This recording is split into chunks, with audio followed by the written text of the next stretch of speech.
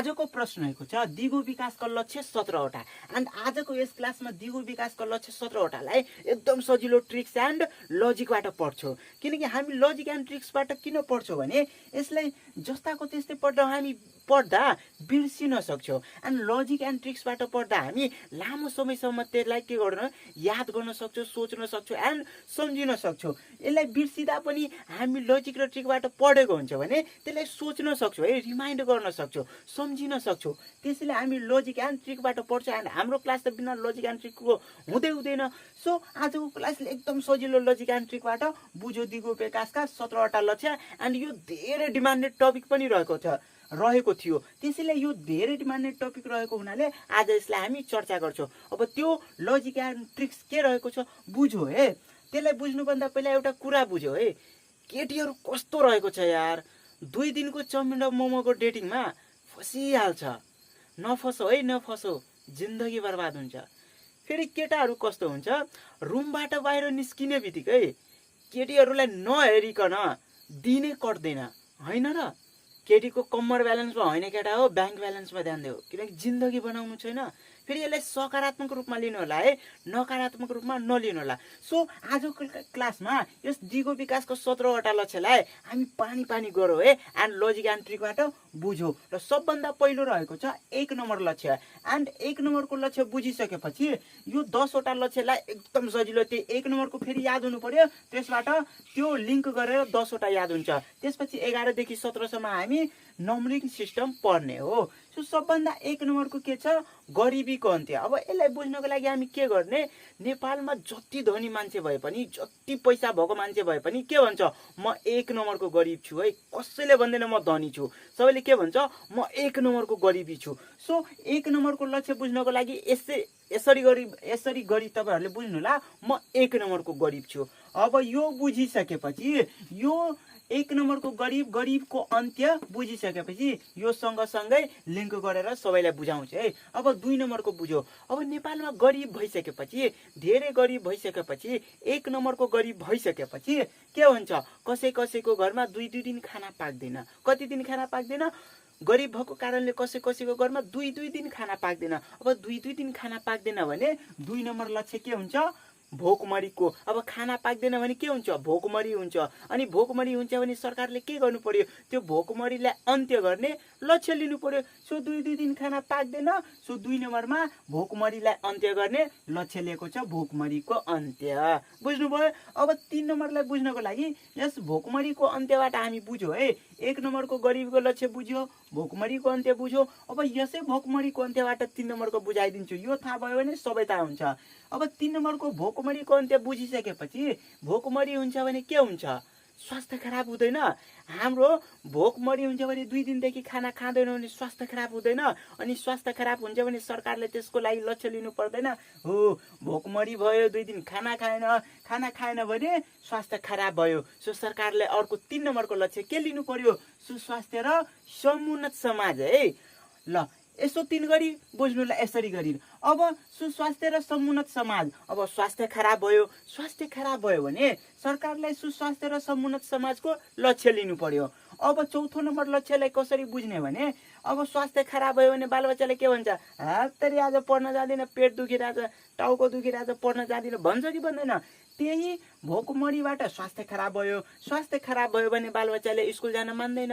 अब स्कुल जान मान्दैन भने सरकारले के लक्ष्य लिनु पर्यो, चौथो नम्बरमा गुणस्तरीय शिक्षाको लक्ष्य लिनु पर्यो। के लक्ष्यले, स्कुल जाँदैन र बालबालिकालाई पढाउनु पर्यो कि पढाउनु परेन हो।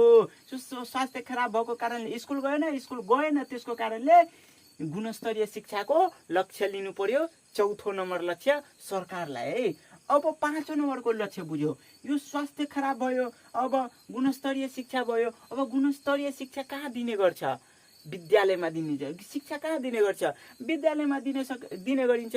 अनि विद्यालयमा हामीहरूको शिक्षकहरूले के पढाउनुहुन्छ, तपाईहरुबाट धेरैजना शिक्षक हुनुहुन्छ होला। सो तपाईहरुले के पढाउनुहुन्छ? केटाकेटीमा भेदभाव नगरौ, हामी लैङ्गिक समानताको के गर्नुपर्छ? पालना गर्नुपर्छ।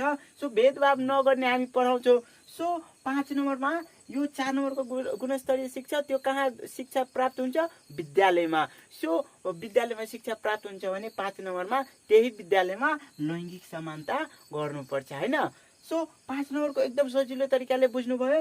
एन्ड अब 6 नम्बरको बुझ्यौ यो लैङ्गिक समानताबाट, यो गुणस्तरीय शिक्षाबाट। अब यो गुणस्तरीय शिक्षा विद्यालयमा हुन्छ भने लैङ्गिक समानता राख्नुपर्छ। त्यसपछि 6 नम्बरमा के राख्नुपर्छ? त्यही विद्यालयमा स्वच्छ पानी र सरसफाई। विद्यालयमा स्वच्छ पानी र सरसफाई राख्नु पर्दैन? हामीलाई फोहोर राख्नुपर्छ? फोहोर राख्नु पर्दैन नि, सफा गरेर चिटिक्क पारेर राख्नु पर्दैन हो। त्यही विद्यालयमा शिक्षा प्राप्त हुन्छ, लैङ्गिक समानता राख्नुपर्छ 5 नम्बरमा। 6 नम्बरमा त्यही विद्यालयलाई स्वच्छ पानी र सरसफाई गरेर राख्नुपर्छ। अनि 6 बाट स्वच्छ पानी र सरसफाई पनि सम्झिन सक्नुहुन्छ है। अब 7 नम्बरलाई बुझ्नु।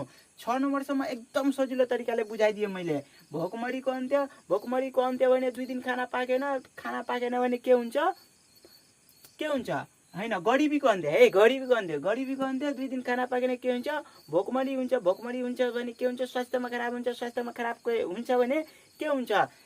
विद्यालय जाँदैन। विद्यालय जाँदैन गुणस्तरीय शिक्षा ल्याउनु पर्यो। गुणस्तरीय शिक्षा विद्यालयमा हुन्छ। विद्यालयमा लैङ्गिक समानता गर्नुपर्छ। त्यही विद्यालयमा स्वच्छ पानी र सरसफाई गर्नुपर्छ। अब 7 नम्बरको यसैबाट बुझ्यो, यो पानीबाट बुझ्यो है। पानीबाट हामी के बनाउँछौँ? पानीबाट के उत्पादन हुन्छ नेपालमा? बिजुली उत्पादन हुन्छ। त्यही बिजुलीलाई कहाँसँग लिङ्क गरौँ? ऊर्जासँग। 6 नम्बरलाई याद राख्नु। 6 नम्बर कहाँ छ? पानी। पानीबाट के उत्पादन हुन्छ? बिजुली। अब बिजुलीलाई ऊर्जासँग लिङ्क गरौँ अनि त्यसपछि स्वच्छ ऊर्जा र सहज पहुँच।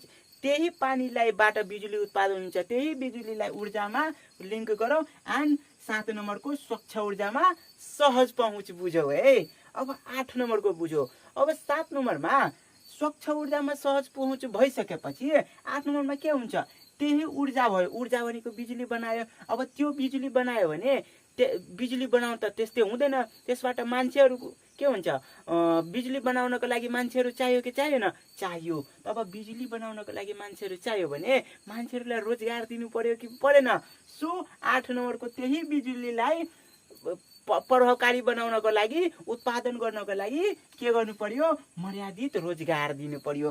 मर्यादित रोजगारी दिएर त्यही बिजुलीलाई मार्केटमा सेलिङ गरेर विदेशमा बेचेर वा हाम्रै देशमा त्यसलाई परिचालन गरेर त्यसबाट आर्थिक वृद्धि पैसा कमाउनु पर्यो है। तसँग पैसा। सो त्यहीबाट के गर्नु पर्यो?